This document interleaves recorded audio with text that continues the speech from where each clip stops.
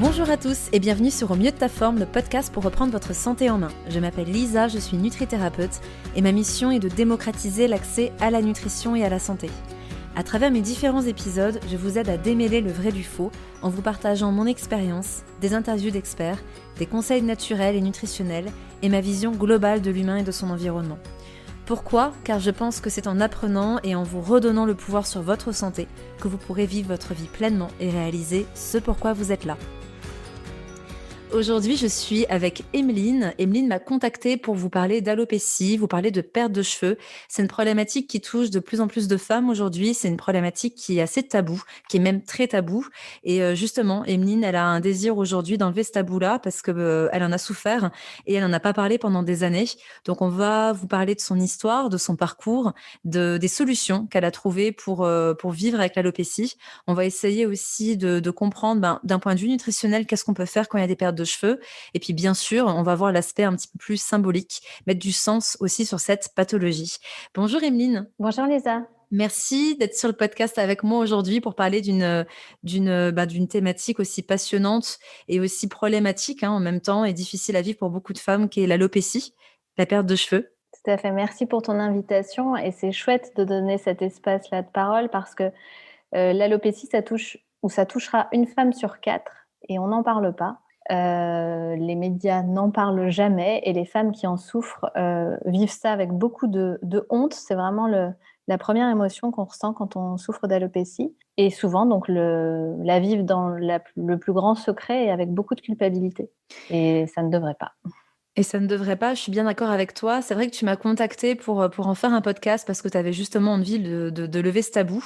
Tu as une histoire très particulière et très forte depuis des années maintenant que l'alopécie. Est-ce que tu es d'accord de nous partager un petit peu ton parcours ? Bien sûr, ça peut en aider d'autres. Donc moi, je souffre d'alopécie depuis l'âge de 17 ans. Aujourd'hui, j'ai 35 ans. Ça a commencé comme ça commence à peu près pour toutes. Quand il s'agit d'une alopécie androgénique, c'est-à-dire que moi, aujourd'hui, j'ai toujours des cheveux, mais j'en ai peu, pas suffisamment pour sortir comme ça. En tout cas, moi, je ne m'assume pas de cette façon-là. Et l'alopécie androgénique, ça commence en général par une perte progressive, en tout cas un cheveu qui s'affine, au point que ça devient une obsession. Et ça, c'est vraiment, quand on me demande est-ce que tu crois que je souffre d'alopécie, ça, c'est un point, et j'en parle dans mon podcast, c'est pour moi le premier point. L'obsession pour ses cheveux, ça doit alarmer parce que c'est pas normal. On aime toutes nos cheveux quand on est une femme, mais quand on commence à scruter sous la lumière, et là, quand je suis comme ça, sous telle lumière, c'est comment? Et dans la salle de bain, et qu'on se recoiffe, et qu'on regarde avec un miroir derrière, et que ça devient obsessionnel, et qu'on demande à ses proches, est-ce qu'on voit beaucoup mon crâne là? Est-ce que c'est un coup de soleil que j'ai sur la tête? Ça, c'est pas normal. Et ça dit, il y a quelque chose qui est pas clair, et quand on a l'intuition que c'est pas normal, c'est que ça ne l'est pas. D'accord. Quand est-ce que tu as commencé à consulter pour ça? C'est-à-dire comment c'est arrivé? Donc tu disais que c'est arrivé à 17 ans. Est-ce que ça s'est étalé sur plusieurs mois? Est-ce que ça a été d'un coup? Est-ce qu'il te restait des cheveux ou pas? Tu peux nous donner un peu plus de détails sur comment ça s'est manifesté dans ton cas? Ouais, donc en fait, c'était vraiment progressif. Enfin, je voyais, quand je me lavais les cheveux, j'avais beaucoup de cheveux dans la main. Mmh. Je voyais aussi des trous qui commençaient, comme j'avais pas vraiment une masse de cheveux, quoi. J'avais les cheveux très fins, j'en ai jamais eu énormément, mais c'était normal jusqu'à un certain temps. Et puis la raie sur le dessus de la tête a commencé un peu à s'élargir. J'avais ce qui commençait au départ, je parlais d'un épi au niveau du vertex à l'arrière. Mmh. Et puis finalement, l'épi, je me suis rendu compte que c'était un trou, quoi, de plus en Mmh. plus. Donc ça me semblait pas normal. Donc j'ai commencé, je suis allée voir comme tout le monde, d'abord mon généraliste pour lui en parler, qui m'a orientée vers un dermato. Mais il faut savoir que le diagnostic est compliqué à poser et est toujours très expéditif et très Mmh. violent psychologiquement. C'est-à-dire qu'en général, ça dure 2 minutes et Ouais, on vous dit, c'est une alopécie, vous allez perdre vos cheveux, enfin, c'est une calvitie, quoi, c'est comme un homme. On pose des mots qui sont, quand on est une dur. femme, entendre parler de calvitie, c'est compliqué. Quand on a Là, j'avais peut-être une vingtaine d'années. Moi, j'ai beaucoup de personnes sur ma communauté Instagram qui me contactent et qui m'en parlent et qui me disent, voilà, on m'a dit que j'allais être chauve, j'ai 23 ans, j'ai quitté le bureau et c'est compliqué, c'est très Bien sûr. compliqué à gérer. Donc voilà, le médecin explique ça. En fait, on ne fait pas de tests à proprement parler alors un bon médecin, et je pense quand même que c'est le protocole, et en tout cas c'est celui que j'ai eu, va d'abord commencer par faire des prises de sang déjà pour Mmh. éliminer en fait un certain Bien nombre de sûr, choses. Donc éliminer que c'est pas un problème de thyroïde, que c'est ce c'est que pas une j'allais dire carence en en effet. fer, Mmh. voilà, toutes ces choses-là. Pour ensuite, en fait, c'est un diagnostic par élimination. On voit Mmh. ce qu'il y a pas, et quand il reste plus rien, on se dit: «Ah bah, c'est peut-être effectivement une alopécie». On va parfois questionner, et vos parents, vos grands-parents, mais il y a pas enfin, il n'est pas prouvé qu'il y ait une hérédité non plus dans l'alopécie. Moi, ma grand-mère, a le même problème, mais voilà, c'est la seule. Et puis il y a des gens qui ont de très beaux cheveux dans toute la famille, et puis là, c'est pas de peau, on perd ses cheveux quand même. Il y a tout aussi, il y a tout un phénomène, enfin tous les perturbateurs endocriniens aujourd'hui, on ne les incrimine pas, mais enfin moi, on va pas me raconter d'histoire, c'est évident que Bien sûr, ça joue que ça beaucoup. impacte, bien sûr. Voilà. Donc une fois que le médecin a éliminé tout ça, en général, on propose un trichogramme pour voir l'état en fait des follicules pileux, et même des fois sans ce trichogramme, le médecin dit juste à l'aspect et par rapport à ce qui est décrit, donc des cheveux qui regressent très vite, et puis une sensation, enfin un cheveu qui s'affine de manière générale. Le médecin va poser le diagnostic d'alopécie, va prescrire un shampoing, une lotion.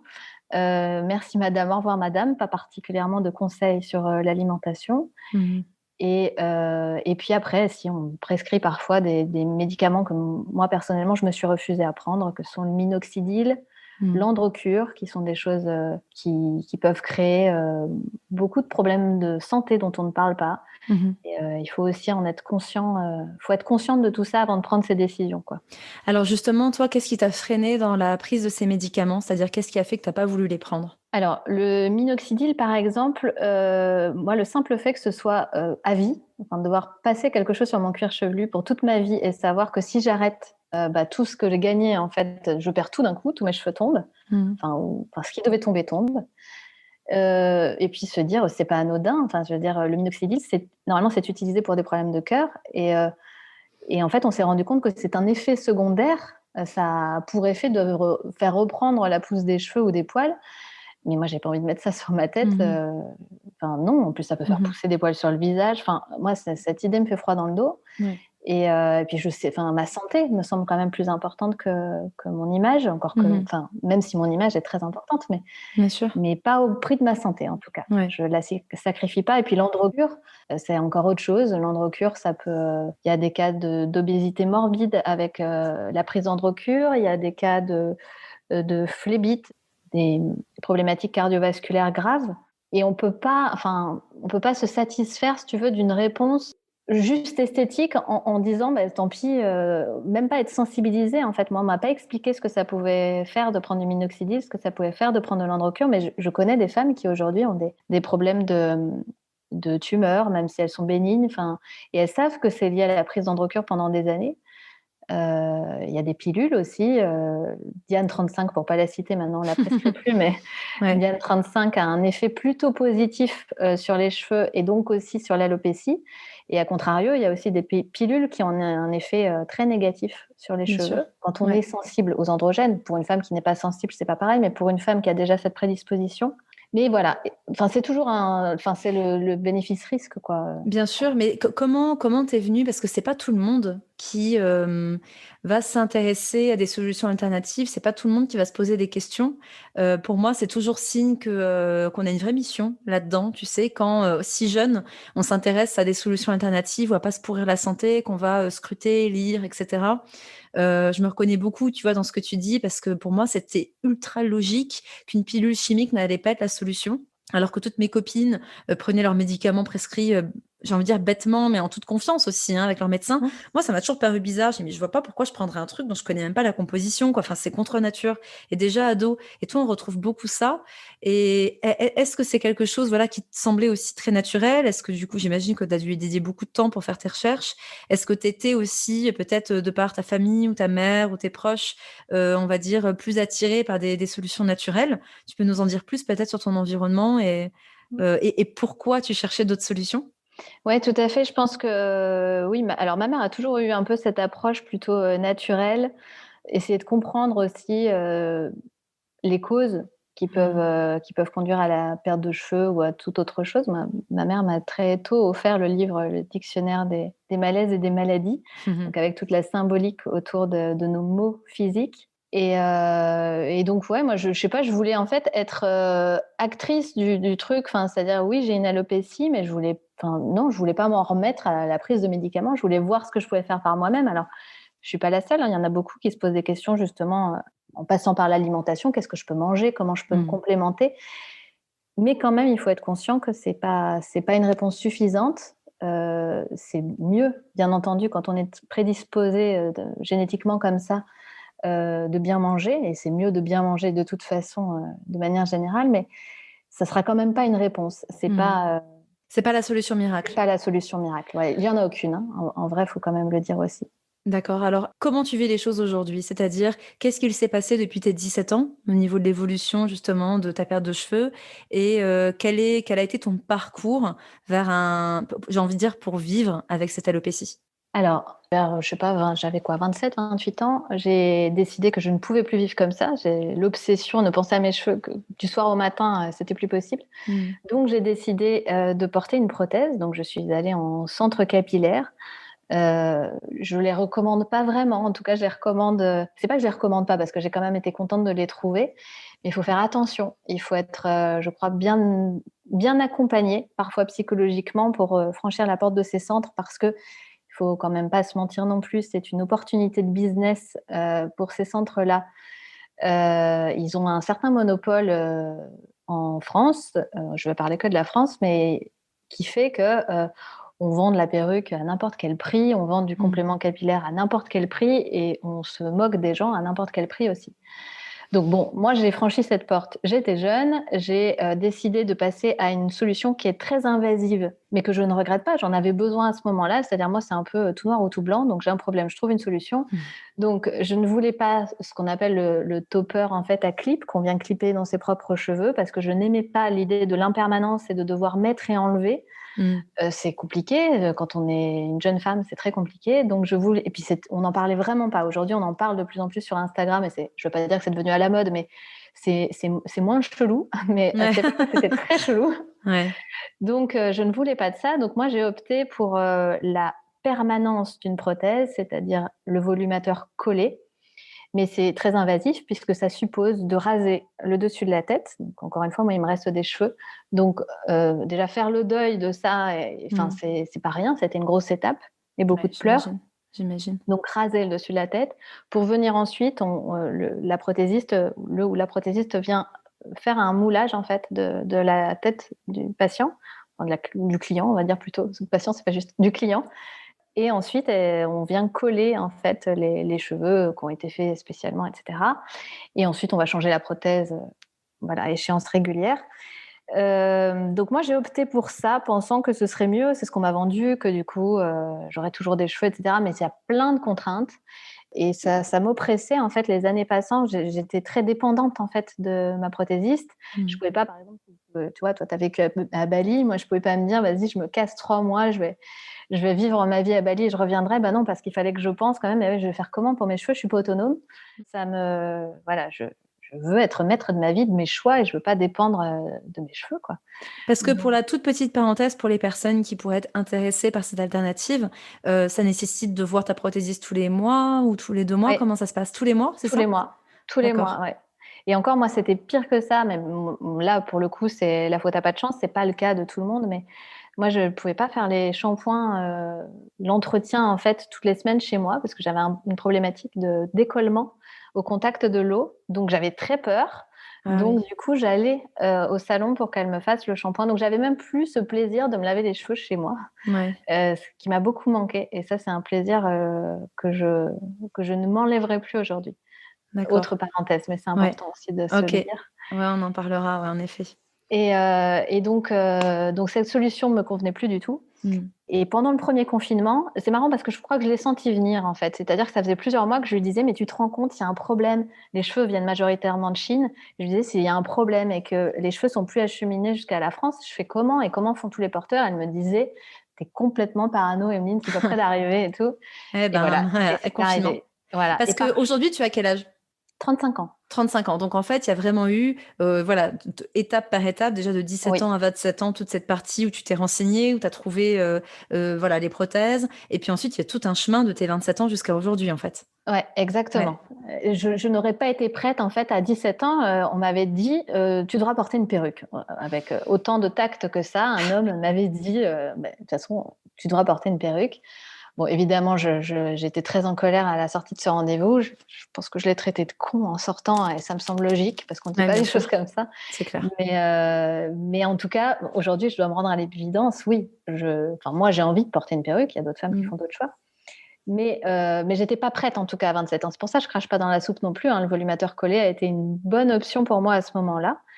Il faut bien comprendre, et c'est aussi ce vers quoi je veux accompagner les femmes, les aider à déterminer pour elles-mêmes, en fonction de ce qui est important pour elles, Mm. la meilleure solution. Il n'y a pas de Ouais, solution idéale, c'est ça. toutes ont des inconvénients, mais il y a la solution idéale en fonction de qui on est et de ce dont on a besoin là, Mm. maintenant, à l'instant T. Ouais. Donc c'est pas toujours simple de le repérer soi-même. C'est bien d'être accompagné pour ça. Et donc, du coup, j'ai fait un peu ce cheminement là personnel où je me suis dit bon, le volumateur collé, c'est plus pour moi. Et donc, pour le premier confinement, j'étais prête. Et puis, de toute façon, j'ai pas eu le choix, hein. Puisqu'on était confinés, j'ai dû enlever ma prothèse toute seule chez moi. Ça n'a pas été rien, parce qu'encore une fois, on est rasé dessous. Donc, c'était en plus, moi, quand j'allais en soins, on condamnait le miroir, donc je voyais pas mon image, en fait. Mm. Donc, il y a eu toute une étape où j'ai dû faire la paix aussi avec cette image. C'est-à-dire que moi, c'est les deux. C'est avec mes cheveux et sans mes cheveux. Mm. Aujourd'hui, j'ai plus du tout de problème. En tout cas, moi et moi, on n'a plus de problème. Mais ça se travaille. Il ne suffit pas de vouloir accepter pour accepter. C'est vraiment un long chemin. Ouais. Et donc maintenant, je porte une perruque. Donc, c'est devenu quelque chose d'impermanent. Mais maintenant, je suis prête à ça. Et voilà. Et donc, je ne veux pas dire que c'est cool, mais c'est quand même moins pire que ce que j'avais imaginé. Alors, est-ce que tu peux nous dire comment ça s'est passé pour toi? Justement, tu vois, tu disais, c'est un travail et ce n'est pas, même si on le veut, c'est pas aussi simple que juste de le vouloir. Il y a un accompagnement qui est nécessaire. On en a parlé en off, ça a été un long process pour toi aussi pour en parler. Tu me disais Ouais. aussi avoir vécu avec des hommes qui ne savaient pas que tu avais, justement, que tu souffrais d'alopécie. Est-ce que tu peux nous expliquer ce que tu as traversé de 17 ans jusqu'à aujourd'hui? Ouais, c'était vraiment. En fait, moi, j'ai fait le choix du tabou. Enfin, j'ai fait le choix. Je dirais que le tabou s'est imposé à moi, et donc j'ai fait le choix du secret. J'ai décidé que je n'en parlerais à personne parce que ça me semblait. En fait, j'avais tellement honte de me dire que des gens puissent imaginer, ah, mais attends, dessous, elle a peut-être pas de cheveux, ou alors c'est vraiment moche. Mmh. Maintenant, je m'en fiche. Mais ça n'a pas été le cas. Et donc, je ne le disais à personne. Je te l'ai dit aussi en off. Mon papa a appris pendant le premier confinement que je portais une prothèse depuis 6 ans. C'est-à-dire que lui pensait, moi je lui racontais des mythos depuis des années, je lui disais, oh, j'ai changé de pilule et tout, ça marche, ça m'a fait Mmh. repousser les cheveux. Mais c'était plus simple en fait pour moi. J'avais très peur de la pitié dans les yeux des gens. Et alors la pitié dans les yeux des gens qu'on aime, c'est pire. Et Mmh. notre papa, quand on est une fille, on n'a pas envie qu'il se dise, oh là là, ma fille, elle perd ses cheveux. Voilà, dégrader son image de femme dans les yeux de son père, je crois que c'est compliqué. Donc c'était tout un symbole de lui dire. Et donc ça, c'est arrivé. J'ai fait moi-même un coaching vraiment pour travailler cette problématique-là. C'était un coaching très intense qui a duré 3 mois en groupe avec d'autres femmes. Et il y a eu un déclic. Il y a vraiment eu un déclic où je me suis dit que la vulnérabilité, c'était une force, et que ce qu'on vit, on peut aussi décider d'en faire. Enfin, notre plus grande blessure peut devenir notre plus grande force. Et c'est le parti que j'ai choisi, Bien aujourd'hui. sûr.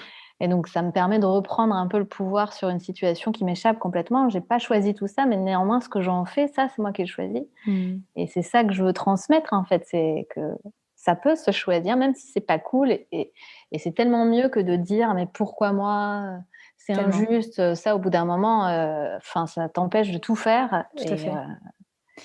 Comme Voilà. tu dis à juste titre, c'est un cheminement, c'est-à-dire que c'est tout à fait normal et humain d'en vouloir à la terre entière, de voir le côté sombre de l'histoire et de s'apitoyer sur soi. C'est tout à fait naturel. Je pense qu'il y a beaucoup de personnes, peut-être, peu importe ce qui vous fait souffrir aujourd'hui, hein, que ce soit physique, que ce soit émotionnel ou autre, C'est très sain aussi des fois en vouloir à la terre entière, mais c'est vrai qu'au bout d'un moment, quand on commence à se bouffer en fait notre propre santé ou à se gâcher la vie, parce que ça fait des années que ça dure, il y a un déclic à avoir. Et je suis tout à fait d'accord avec ça, c'est que nos zones d'ombre, on peut les transcender en lumière. C'est intéressant parce que je fais moi-même un coaching à titre personnel, parce que j'ai justement envie de me former à un coaching pour accompagner des personnes sur cette capacité en fait à mettre en lumière nos parts d'ombre qui ne sont pas là pour nous pourrir la vie, mais qui sont là pour révéler nos dons. Et c'est ce que je te disais, je dis, c'est quand même pas tout le monde qui va trouver des solutions alternatives par rapport à un problème de santé. C'est qu'il y a certainement quelque chose à creuser. Et puis c'est des fois quand on souffre énormément de quelque chose qu'il y a matière à transcender ça et à en faire quelque chose pour soi et pour les autres toujours. Parce qu'après tout, on est tous interconnectés et quand on vit quelque chose, il y en a forcément d'autres qui entrent en résonance avec ça. Et c'est ce que je trouve magnifique dans ton histoire, en fait. C'est que on commence à peine à l'aborder parce que tu es en train de nous plonger dans ton monde et dans ce que tu as vécu ces presque 20 dernières années au final. Mais c'est magnifique. Déjà, franchement, quand on te voit, tu es magnifique. Enfin, je veux dire, moi, tu m'aurais dit, tu m'aurais pas dit que voilà que ce n'était pas tes cheveux, j'aurais rien vu. Et puis tu rayonnes et on voit que tu es ultra aligné avec ce que tu es en train de faire et que tu as réussi à transcender quelque chose qui t'a peut-être pourri la vie pendant des années mais qu'aujourd'hui, ça apporte une valeur énorme à énormément de femmes. Quand tu m'as contactée justement pour parler d'alopécie, ça m'a rappelé en fait justement mes courbes avec Michel Odoul. Donc justement, quand tu parlais du dictionnaire des mots et des maladies, c'est vrai que moi je me suis beaucoup formée avec Michel Odoul qui a écrit Dis-moi tu as mal et je te dirai pourquoi. C'est d'ailleurs pour lui que j'ai choisi l'école que j'ai faite à Genève. Et je me souviens très bien qu'il nous parlait d'alopécie et qu'il nous disait que, en fait, c'est une pathologie qui, comme tu le disais, comme le disait ton médecin, était une pathologie d'homme, entre guillemets, mais aussi parce qu'aujourd'hui, les femmes ont un rythme de vie d'homme avec le stress et la pression que les hommes vivent.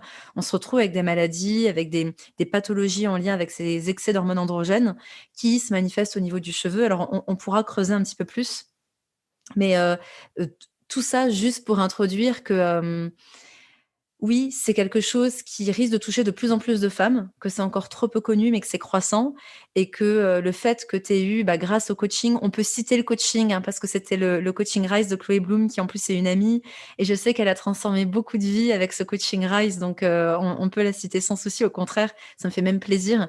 Donc tu as pu faire ce coaching avec Chloé et c'est merveilleux en fait qu'aujourd'hui, que ce soit toi qui coaches des femmes, à trouver la solution qui est bonne, comme tu le disais à très très juste titre.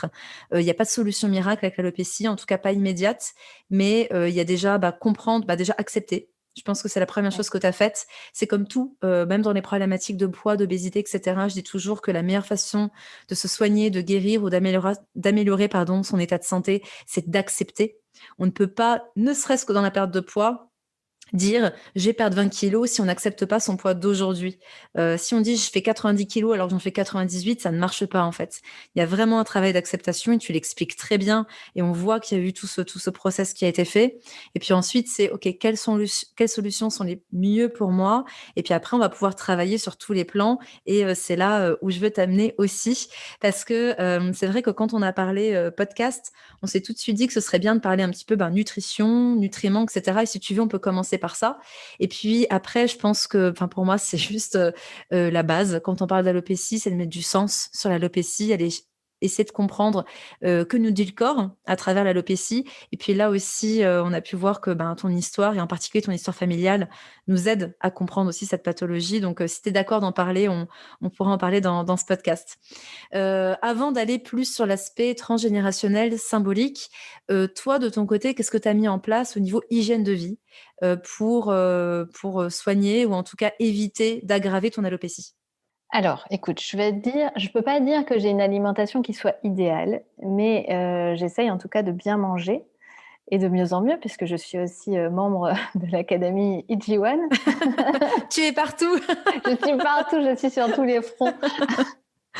Très bien. Et c'est très chouette et j'apprends plein de choses. Mais j'ai toujours essayé de faire le maximum pour ma santé, respecter mon corps et tout ça. Mais on sait tous que c'est pas toujours facile et que suivant les moments de la vie, on y arrive plus ou moins bien. Tout à fait. Mais en tout cas, j'en reviens finalement toujours à cette fameuse acceptation. Mais en fait, en acceptant, je me suis rendu compte que je me libère de l'espace pour faire d'autres choses. Donc, par exemple, pour me former, euh, je libère de l'espace mental et du coup, Mhm. ça me permet de m'intéresser à d'autres choses, de mettre mon énergie sur autre chose.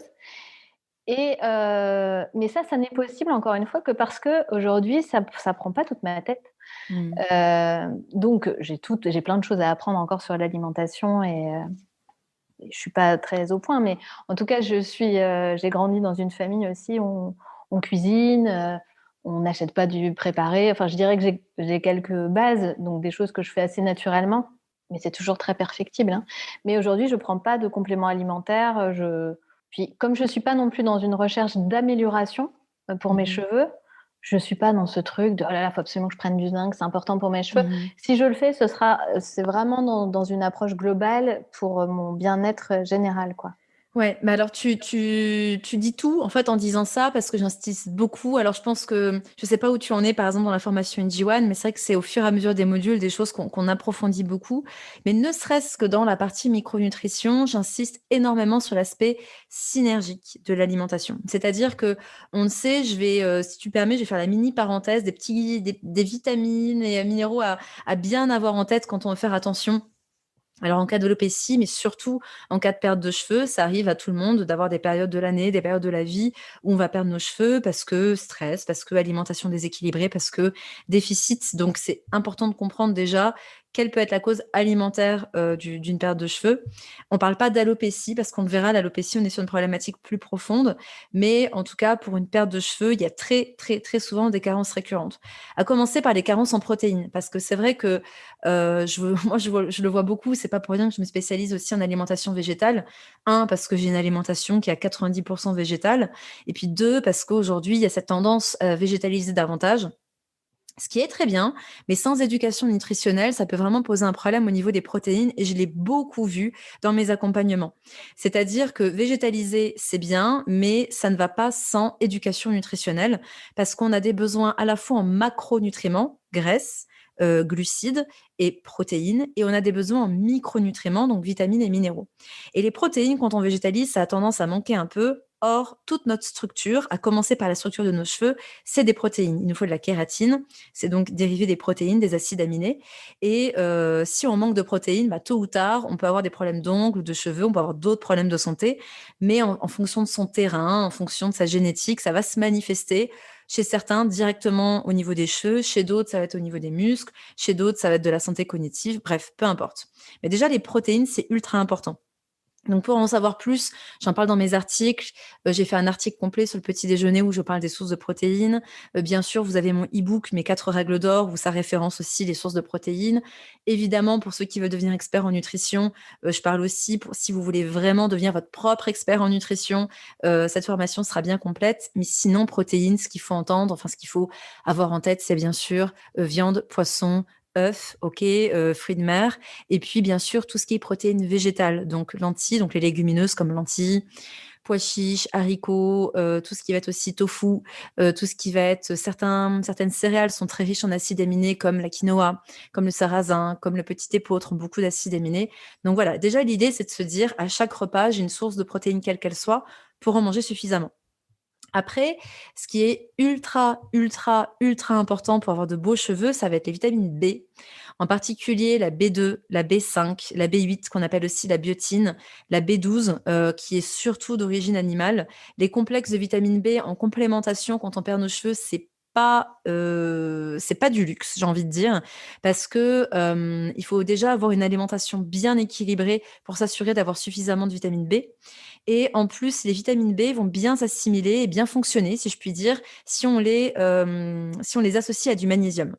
Or, 80 à 90% des Français, j'ai même envie de dire 80 à 90% des personnes vivant dans les pays riches occidentaux, on sait qu'ils sont carencés en magnésium. Or, sans magnésium, il n'y a pas d'assimilation de la vitamine B, il n'y a pas d'énergie cellulaire produite, ce qu'on appelle aussi l'ATP, et on a une très mauvaise gestion du stress. Or, dans la perte de cheveux. On sait que plus il y a de stress, plus la perte de cheveux est aggravée. C'est le cas aussi au niveau de l'alopécie. Donc, la complémentation vitamine B, magnésium, c'est pas du luxe. Ça va vraiment permettre de saturer nos niveaux de magnésium et de vitamine B. Et en parallèle, on va pouvoir faire une vraie rééducation alimentaire pour s'assurer d'apporter ce qu'il nous faut. Donc, typiquement, toutes les vitamines B, on va les avoir dans tout ce qui est levure alimentaire, germes de blé, dans le pollen. Moi, j'invite tous mes élèves à consommer du pollen régulièrement, que ce soit du pollen sec ou encore mieux du pollen frais qu'on achète sous forme congelée pour faire le plein de vitamine B. Pas que, parce qu'en fait, le pollen, c'est comme un multivitamine naturel. Pour ceux qui mangent des produits animaux, on va beaucoup en trouver dans le foie, on va en trouver dans le fromage, on va en trouver dans les œufs, dans les algues également. Les algues sont bourrées de minéraux. Donc, c'est vraiment des choses qu'on peut penser à parsemer régulièrement sur ces plats pour faire le plein.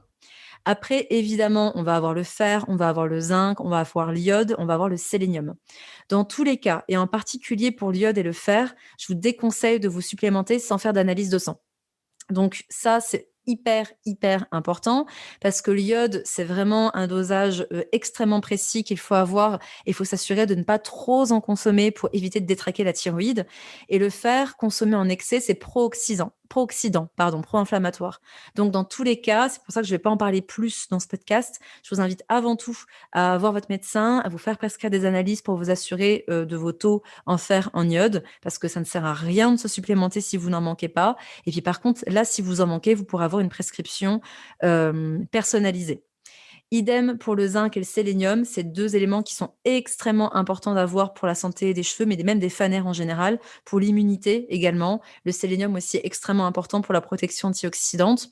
Donc le zinc, alors pour les végétariens, moi je leur dis souvent que si les végétariens ou les végétaliens mangeaient 2 huîtres régulièrement, ils auraient 100% de leurs apports journaliers en zinc. Donc rien qu'avec des huîtres ou avec des fruits de mer, on a beaucoup de zinc. On va avoir 100% des apports journaliers dans 100 grammes de germes de blé, dans 100 grammes de bœuf, dans 300 grammes de lupin, par exemple. Et puis, le zinc, ce qu'il faut avoir bien en tête, c'est qu'il rentre dans la composition de la kératine qui compose notre cheveu. Donc, on ne peut pas avoir de beaux cheveux si on manque de zinc. Et contrairement à ce qu'on croit, quand on est végétarien, végétalien, on a plus tendance à manquer de zinc que de fer ou d'iode ou de certaines vitamines qu'on va beaucoup trouver, comme la vitamine A, la vitamine D, qu'on va beaucoup aussi trouver dans les produits animaux. Très souvent, on dit végétarien, on se dit mince, manque de calcium ou manque de fer. Il n'y a pas plus faux, j'ai envie de dire. Certes, il faut être vigilant, mais si on a une bonne assimilation au niveau digestif et si on fait attention à nos apports nutritionnels, qu'on a une bonne alimentation, il n'y a pas trop de soucis à se faire. Par contre, pour le zinc, c'est beaucoup plus compliqué. Pourquoi? Parce que les aliments qui apportent du zinc en quantité suffisante, c'est surtout des produits animaux. C'est pourquoi moi, je suis plus pour un végétalisme raisonné, c'est-à-dire pour les personnes végétaliennes, c'est soit de manger de temps en temps quelques produits animaux comme les œufs, par exemple, comme les huîtres ou les fruits de mer, ou alors, quoi qu'il arrive, de se complémenter en zinc parce que c'est vraiment un micronutriment qu'on a tendance à ne pas du tout consommer suffisamment quand on est végétarien et surtout végétalien. Et puis le sélénium, alors là par contre c'est assez simple, avec 2 noix du Brésil, vous avez 100% des apports journaliers tous les jours. Pareil, vous en trouvez dans les algues, vous en trouvez dans les poissons, vous en trouvez dans le jaune d'œuf, enfin, il y a énormément de sources de sélénium. Donc là c'est un petit peu moins problématique. Voilà, ça vous donne un peu un aperçu déjà général de ce qu'il faut faire de ce qu'il faut consommer, ce qu'il faut manger et des nutriments extrêmement importants pour la santé des cheveux. Je ne sais pas si tu avais déjà vu cette partie-là dans EG1, Emeline, ou pas? Oui, je l'ai vu, mais, Ouais. mais là, quand je t'écoute, je me dis, faut que je reprenne. De toute façon, je vais reprendre depuis le début. J'ai fait une pause trop longue là avec Noël. Je vais reprendre pour vraiment que les choses soient intégrées et acquises. Acquise. Oui, après, c'est comme tout, hein, je veux dire, c'est en pratiquant et c'est très souvent quand on a soi-même une problématique comment dire, qu'on assimile plus facilement. Moi, Ouais. les problématiques d'alimentation végétarienne, végétalienne, ça fait 10 ans que je suis dedans, ça fait 10 ans que j'ai végétalisé l'alimentation, donc forcément, c'est des choses que je connais maintenant bien. Mais après, voilà, l'idée, c'est à son rythme de lire, d'expérimenter, ça vient tout doucement, voilà. Et puis, C'est c'est ça. pour ça qu'il y a des supports de cours. Ça permet de s'y référer quand besoin est. Et Donc, au passage, hein, vraiment, je la recommande cette formation parce que c'est d'une qualité, mais c'est pas parce que tu es là que je le dis, hein. Je le dis même quand tu es pas là. C'est vraiment d'une très grande qualité et c'est accessible et c'est facile. Enfin, c'est facile. c'est complexe, mais tu rends les choses faciles, donc c'est accessible. Voilà. Ben, merci infiniment. Merci pour ton retour. Pour continuer sur l'alopécie, quelque chose qui me tenait vraiment à cœur, dont on parle aujourd'hui, on en a parlé aussi un petit peu en off, c'est peut-être le sens que tu as pu mettre sur cette pathologie. Tu disais justement que ta mère t'avait un peu accompagné, enfin un peu beaucoup même accompagné, et puis qu'elle t'avait offert ce livre, le dictionnaire des mots et des maladies, quand tu as été diagnostiquée souffrant d'alopécie. Est-ce que tu peux nous dire, toi, le sens que tu as mis dessus? Et puis, je compléterai, si besoin est, aussi ma vision de l'alopécie. Oui, alors évidemment, moi, de toute façon, dès que j'ai un, je vais le dire avec l'expression que j'ai l'habitude d'utiliser, dès que j'ai un pet de travers, je vais voir dans ce dictionnaire pour voir de quoi il s'agit. Donc, évidemment, alopécie, je l'ai cherché très tôt. Bon, je ne vais pas parler véritablement de ce que j'ai pu lire, d'autres gens pourront le consulter et le lire, mais ce qui est sûr, c'est que en fait, je vais parler d'un second tabou là, dans ce que je vais confier aujourd'hui, quelque chose qui n'est pas forcément connu non plus par mes proches, etc. Enfin, c'est pas quelque chose qu'on affiche, mais Mmh. j'ai aussi souffert pendant 15 ans de vaginisme, qui est Mmh. une autre pathologie assez méconnue, mais qui touche aussi beaucoup de femmes. Pour faire simple et court, le vaginisme, c'est l'impossibilité de vivre la pénétration, quelle qu'elle soit. Alors, il y a différents degrés. Il y a des vaginismes primaires, secondaires. Moi, je souffrais d'un vaginisme primaire et qui empêchait absolument tout, hein. Mmh. Même mettre un tampon était impossible, un examen gynécologique était impossible, tout était impossible. Et donc, la pénétration avec un partenaire, évidemment, de surcroît encore plus. Et alors, le lien que je fais avec tout ça, c'est que quand j'étais gamine, en fait, il y avait vraiment une peur. Les femmes de ma famille, mes grands-mères, ma mère, me parlaient très souvent, me mettaient en garde, en fait, contre l'enlèvement, contre le viol, tellement bien que j'avais développé cette croyance qu'on ne pouvait pas être une femme Mmh. sans vivre le viol. Voilà, tôt ou Mmh. tard, que je devrais y passer. C'était vraiment une pensée obsédante que j'ai réussi maintenant à calmer. Alors maintenant, je suis soignée. Ça fait plusieurs années que je ne souffre plus de ce vaginisme-là. Mmh. Un problème de moins. Mais c'est quelque chose aussi qui pourrit la vie. Et donc, en fait, ouais, cette peur, alors, c'était une peur permanente, une peur le matin, une peur le midi, une peur l'après-midi, une peur le Mmh. soir, quelle que soit l'heure, qu'il fasse jour, qu'il fasse pas jour, qu'on soit garé dans un parking souterrain, qu'on se promène dans un parc. La peur de croiser un malade qui va nous agresser, nous violer, etc. Donc, voilà. Ça, et tu mets le doigt sur quelque chose d'extrêmement important. Pourquoi? Parce que déjà, le cheveu représente nos racines, nos mémoires, les projections d'idées, de pensées, de la personnalité. Donc déjà, on est dans une symbolique forte par rapport aux cheveux. Il faut savoir qu'en médecine chinoise, les poils, les ongles, les cheveux, donc tout ce qui est fanaire, en fait, qui sont constitués de kératine, certes, sont aussi régis par l'élément eau. Élément eau qui est aussi un petit peu l'élément du rein et de la vessie. C'est même pas un petit peu, c'est complètement ça. Donc en médecine chinoise, on apprend vraiment que tout ce qui est en lien avec l'eau, tout ce qui est en lien avec nos émotions, ça régit l'énergie du rein et de la vessie. Or, la vessie, on est vraiment dans ce qui gère nos mémoires les plus profondes, et très souvent, on va travailler, d'ailleurs, c'est extrêmement intéressant parce qu'il y a beaucoup de problèmes de cheveux qui sont résolus avec ce qu'on appelle les coupes énergétiques, c'est-à-dire qu'on va couper les cheveux en tirant assez fort sur les cheveux. Ça va permettre très souvent d'agir sur le méridien de la vessie qui gère les vieilles mémoires.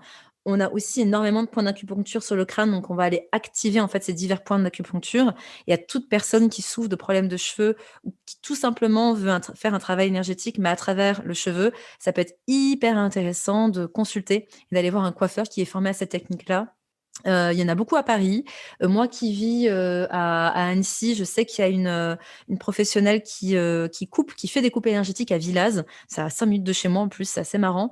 Mais voilà, je fais la parenthèse parce que c'est vrai que c'est aussi un levier ultra intéressant d'un point de vue thérapeutique, la coupe énergétique. T'avais envie de rebondir sur ça, ouais? Ouais, j'ai testé la coupe Ah énergétique ouais? plus jeune, je sais pas, je devais avoir 24, 25 ans avant de passer à la prothèse.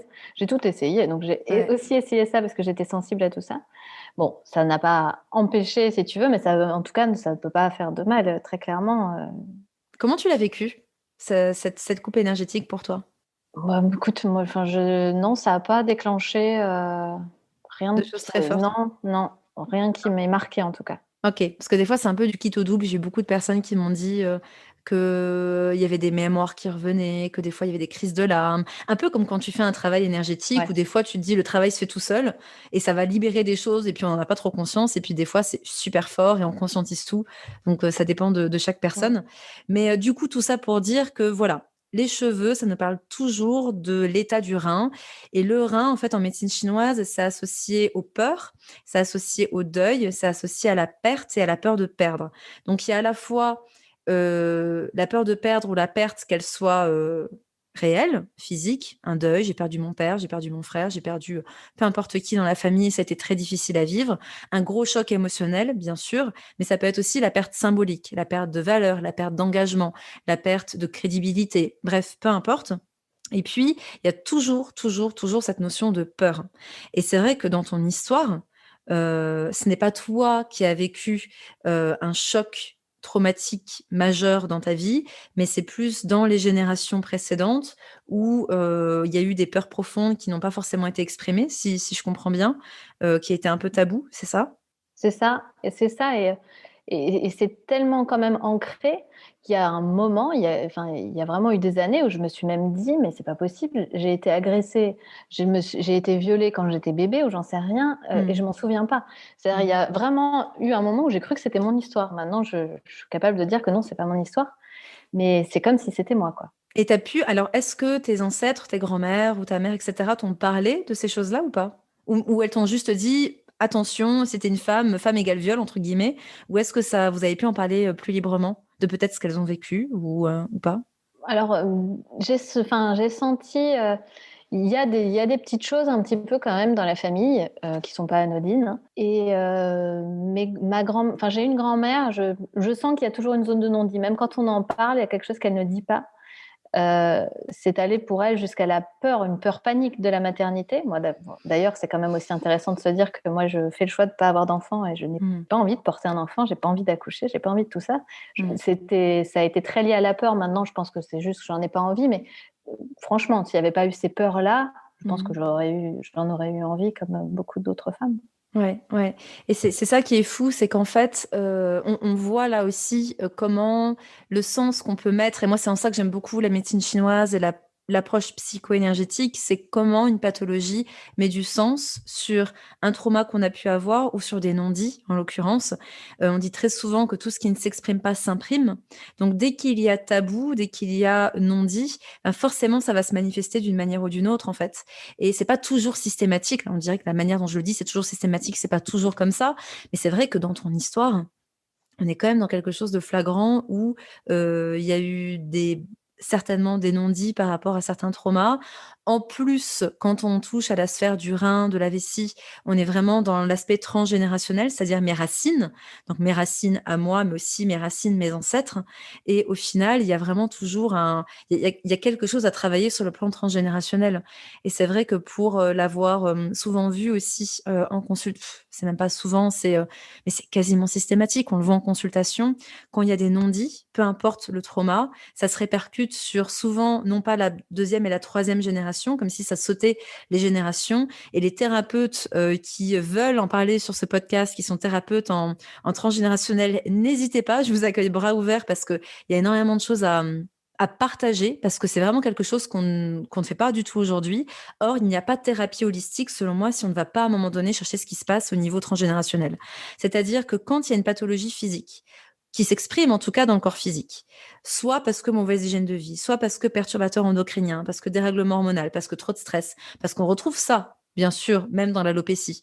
Qu'est-ce que je mange? Quels sont les perturbateurs endocriniens? Quel est mon niveau de stress? L'excès d'hormones androgènes? Et évidemment, il y a de ça. Mais quand on a tout fait sur le plan physique, qu'est-ce qui se passe au niveau énergétique, au niveau émotionnel, au niveau mental, au niveau spirituel et qu'est-ce qui se passe dans la lignée? Et selon moi, peu importe la pathologie qui nous fait souffrir, il faut travailler sur tous ces plans-là. Et j'ai envie de dire à toutes les femmes qui souffrent d'alopécie, encore plus. Pourquoi? Parce qu'on va vraiment être dans cette dynamique du rein, dans cette dynamique des peurs, de la perte. Donc, est-ce que moi, j'ai vécu quelque chose ou est-ce que dans ma lignée, il y a eu quelque chose de la sorte? Est-ce que ça a été dit ou quelque chose de complètement tabou qui fait que chez mon ancêtre ou chez moi, ça va se manifester parce que tout ce qui ne s'exprime pas s'imprime?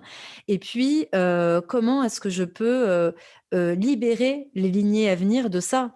Et c'est quand même fou qu'on se retrouve aujourd'hui avec une petite Emeline qui nous fait une vaginite parce qu'on lui parle de viol depuis qu'elle est gamine, qui nous fait en parallèle une alopécie, donc les peurs, les croyances, les mémoires, les ancêtres, etc. La symbolique du cheveu qui est vraiment aussi l'identité. Hein. Le cheveu, on est vraiment dans l'identité. On est dans des fanères qui sont chez la femme aussi des outils de séduction. Donc il y a aussi tout ce rapport au féminin, au yin, etc.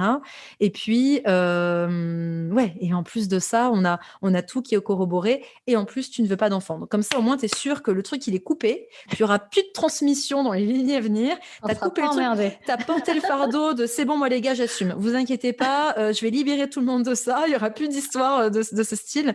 Mais tu vois, peut-être que pour certaines personnes qui nous écoutent, ça paraît complètement dingue et je me permets de faire le jeu de mots, tiré par les cheveux. mais n'empêche que franchement, quand on commence à étudier tout cet aspect psycho-énergétique, on se rend bien compte qu'il n'y a pas d'hasard. Je me souviens, c'est l'une des premières choses que nous avait dit notre cher Michel Odoul en formation. Il disait, plus vous allez apprendre, plus vous allez vous rendre compte qu'il n'y a pas d'hasard. Et c'est vrai, il y a toujours, toujours, toujours quelque chose, tout comme le fait que toi, tu vives ça et que ce soit une grosse douleur pour toi, ce soit en fait le don que tu as toi qui va te permettre de transmettre cette chose et d'aider des femmes et de les accompagner parce que qui mieux que toi peut les accompagner? Moi, je peux savoir tout ce que je veux, je l'ai pas vécu dans la chair. Tu vois, tu seras 1000 fois meilleur thérapeute et coach parce que tu l'as vécu. Et c'est ça aussi pourquoi je saoule tout le monde en disant expérimenter, expérimenter. C'est ça qui fait un bon thérapeute. Donc, s'il y a bien un message qui vraiment nous tenait à cœur et qui me tenait aussi à cœur particulièrement que je voulais passer en fait dans cet épisode, c'est vraiment attention aux non-dits. Faites parler vos ancêtres et si vous voyez que ils ont du mal à mettre des mots dessus, prenez conscience que les tabous, les gros secrets de famille, ça ressort d'une manière ou d'une autre. Alors attention, je suis pas en train de dire qu'on va tous être malades, etc. Mais il y a un impact dans les générations à venir. Et c'est important. Alors c'est quelque chose auquel on n'était pas du tout éduqués. En tout cas, nos ancêtres n'étaient pas du tout éduqués à ça. Aujourd'hui, il est temps justement de lever tous ces secrets, de faire le ménage, de parler, d'exprimer pour éviter justement que ça s'imprime et que ça se manifeste voilà, de manière aussi désagréable parce qu'une pathologie, surtout comme celle-ci, c'est pas ce qu'il y a de mieux.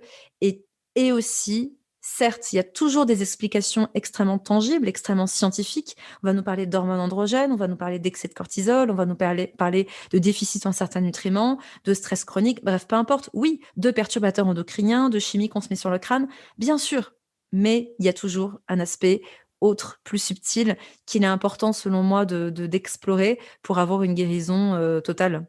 Ou en tout cas, mettre du sens pour se libérer du poids que nous apporte la pathologie. Ouais, tout à fait. Et ça, c'est pas forcément un parcours de santé classique qui nous apportera les réponses, quoi. Non, non, tout Donc, à fait. Et c'est pour ça, je pense qu'il y a une vraie explosion des thérapies holistiques, c'est-à-dire qu'aujourd'hui, les gens, ils en ont marre. Clairement, je pense que, tu vois, pour moi, c'est pas normal qu'à une petite puce de 18 ans, on lui dise, tu vas devoir porter une perruque. Bah oui, c'est une calvitie comme les hommes. C'est juste pas normal, en fait. Et aujourd'hui, il y a trop de femmes, et je le vois avec des femmes qui souffrent d'hypothyroïdie, des femmes qui souffrent d'hyperthyroïdie, de maladies auto-immunes, des cas d'endométriose, ou encore aujourd'hui, on se retrouve avec des personnes qui sont complètement incompétentes, c'est-à-dire que oui, ils ont eu leur diplôme, mais ils sont incapables d'accompagner l'humain dans une pathologie et ça crée des traumas parfois encore plus lourds que la maladie elle-même parce que moi je les vois, les messages Instagram, les mails ou les personnes en consultation qui sont plus marquées par les mots qu'elles ont entendus que par la pathologie elle-même et ça c'est plus possible en fait. Donc vraiment le message c'est vraiment de prendre conscience que se soigner, c'est un travail sur soi. C'est comme on disait, un travail d'acceptation et c'est de prendre en compte cette approche holistique. Et c'est pourquoi, pour moi, tout praticien de santé, toute personne passionnée par l'humain est excellent thérapeute et va s'imprégner en fait dans un processus de guérison. C'est pourquoi aujourd'hui, je pense que d'aller voir son médecin, ça ne suffit pas. On va aller voir son médecin pour poser un diagnostic et pour avoir des analyses. Puis on va voir son naturopathe pour avoir une bonne hygiène de vie et son kinésiologue pour comprendre l'aspect émotionnel et son acupuncteur pour l'aspect énergétique. Et c'est un travail à faire à son rythme. Il y a pas d'urgence, mais qui pour moi est essentiel parce qu'à un moment donné, sinon il nous manque une pièce du puzzle, quoi, tout simplement. exactement. Et j'ajouterais à tout ça que, enfin, on peut pas voir la lumière chez soi si on refuse d'aller explorer un peu l'obscurité. Et l'obscurité, bah, ça peut être ce qu'on a vécu, ce qu'on sent comme étant présent, même si on n'arrive pas à mettre de mots dessus ou si on n'a pas de souvenir de ça, parce qu'effectivement, c'est ce que tu as dit, ça peut être transgénérationnel. Mm. Et donc, ça fait peur, bien sûr, et c'est tellement plus simple d'appliquer une lotion ou un shampoing, mais pour le cas de l'alopécie, mais ça suffit pas, en fait. Et c'est vrai que ce travail profond, il faut avoir envie de le mener. C'est pas forcément simple. C'est pour ça aussi que je suis là et que d'autres sont là. C'est pour tenir la main, en tout cas, en ce qui me concerne, sur un chemin que j'ai déjà emprunté, qui n'a pas été simple, mais je sais que si moi je peux le faire, tout le monde peut le faire. Mmh. Et voilà, j'ai marché, j'ai marché avec la machette. Maintenant, c'est bon.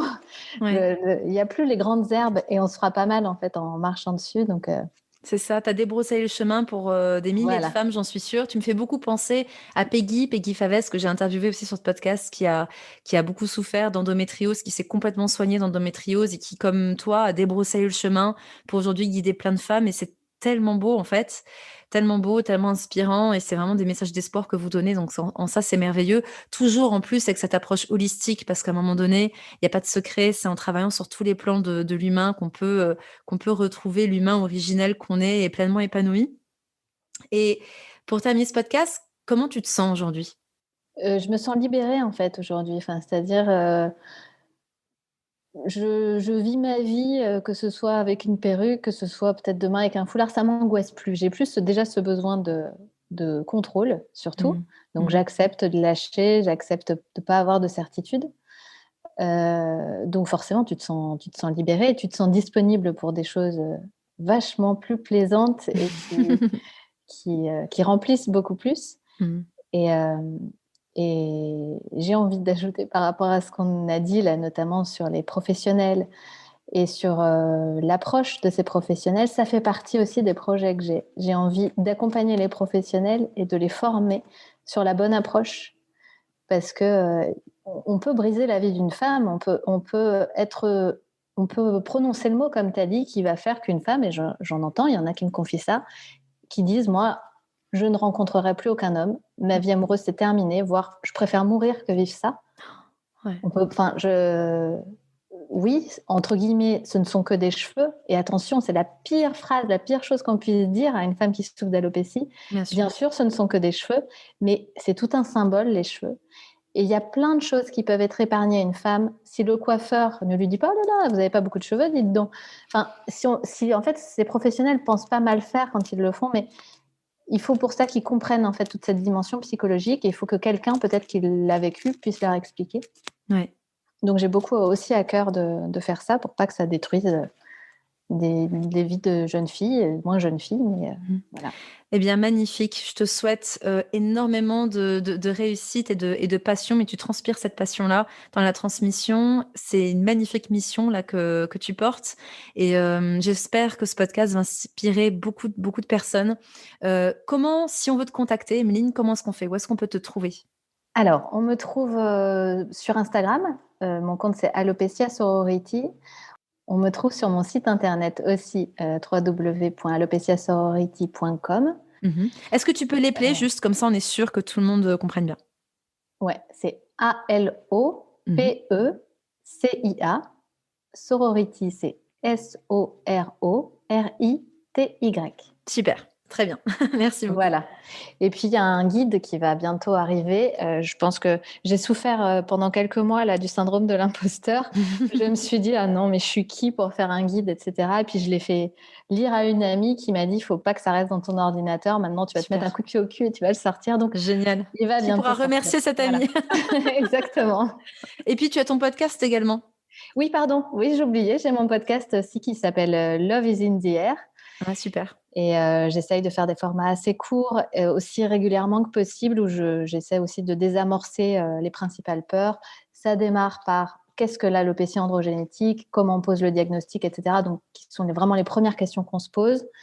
Et puis, j'essaye aussi de dédramatiser, tout en ne disant pas, bien sûr, que c'est pas grave, mais Mhm. en tout cas, réconforter autant que possible et par ma voix. Mhm. Je fais en sorte qu'elle soit réconfortante et par le contenu. Donc, voilà. Un beau programme. C'est tout et c'est déjà énorme. Merci infiniment, Emeline, pour ta présence dans ce podcast, pour cette voix que tu portes. N'hésitez pas, du coup, à rejoindre Emeline, que ce soit sur son compte Instagram, sur son site internet, à aller écouter son podcast si cette thématique vous intéresse. J'espère que ce podcast vous a plu. Si c'est le cas, n'hésitez pas à le partager, surtout si vous savez que certaines personnes dans votre entourage sont concernées par l'alopécie ou la perte de cheveux. Dans tous les cas, prenez bien soin de vous. Emeline, prends bien soin de toi. Merci Lisa, merci beaucoup et merci de m'avoir permis du coup de briser ce tabou parce que c'est en faisant ça qu'on y participe. Donc merci. Bah écoute, c'était un immense plaisir et je te souhaite beaucoup de réussite et plein de bonheur. À toi bye aussi. Bye. Bye. Merci beaucoup. Bye bye à tous.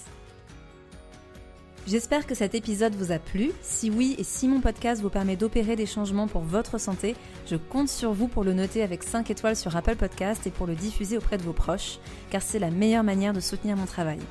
Si vous souhaitez aller plus loin, vous pouvez me retrouver tout de suite sur mon compte Instagram Lisa Salis Life, tout attaché, ou sur mon site nutritionénergétique.com. Alors à très vite et comme toujours, prenez bien soin de vous.